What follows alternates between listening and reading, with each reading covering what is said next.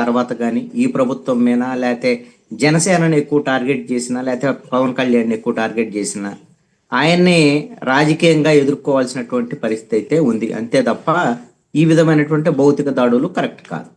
అయితే ఈ విధమైనటువంటి భౌతిక దాడుల్ని పవన్ కళ్యాణ్ ప్రోత్సహించి ఉంటారని నేను అనుకోవటం లేదు.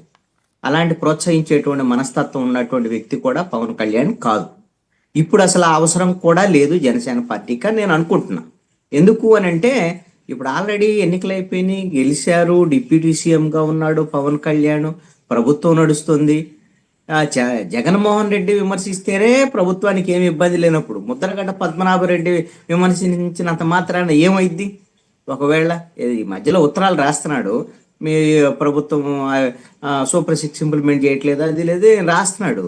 ఆయన రాస్తే మాత్రం ఏమైద్ది? అందుకని ఆయన మీద దాడి చేయించేటువంటి పరిస్థితి పవన్ కళ్యాణ్కి ఎందుకు ఉంటుంది, జనసేన పార్టీకి ఎందుకు ఉంటుంది? అసలు అవసరం మాత్రం ఎందుకు ఉంటుంది?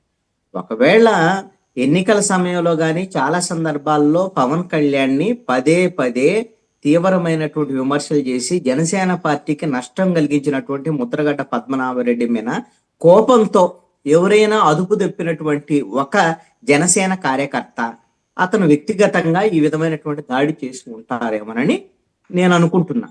ఈ దాడి అనేటువంటిది ఖచ్చితంగా జనసేన పార్టీకి నష్టం కలిగించేటువంటి అంశంగానే ఉంటది, వాళ్ళకి సంబంధం ఉన్నా లేకపోయినా. కాబట్టి తమకు నష్టం కలిగించేటువంటి పనిని పవన్ కళ్యాణ్ ప్రోత్సహిస్తారని కానీ జనసేన నాయకులు ప్రోత్సహిస్తారని కానీ నేను అనుకుంటలేదు.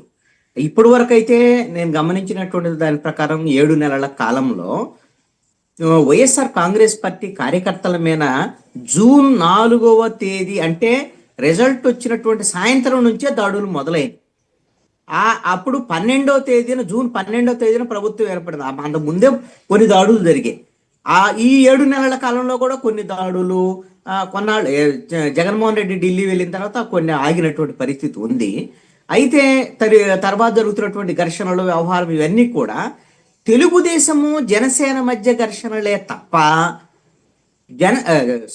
తెలుగుదేశము అదేవిధంగా వైఎస్ఆర్ కాంగ్రెస్ పార్టీ మధ్య ఉండే రాజకీయ ఘర్షణలే తప్ప జనసేన నేరుగా ఎక్కడా కూడా ఈ ఘర్షణల్లో పాల్గొన్నటువంటి పరిస్థితులు అయితే లేవు. అక్కడక్కడ ఇంకెక్కడ ఉంటే తెలుగుదేశము జనసేన వాళ్ళు కొద్దిగా అక్కడెక్కడ వాళ్ళు ఆధిపత్య పోరాటాలు వీటి సంబంధించినటువంటి జరిగినటువంటి ఈ మధ్య కాలంలో చూసాం. రాజకీయ ప్రత్యర్థిగా వైఎస్ఆర్ కాంగ్రెస్ పార్టీకి జనసేన లేదు.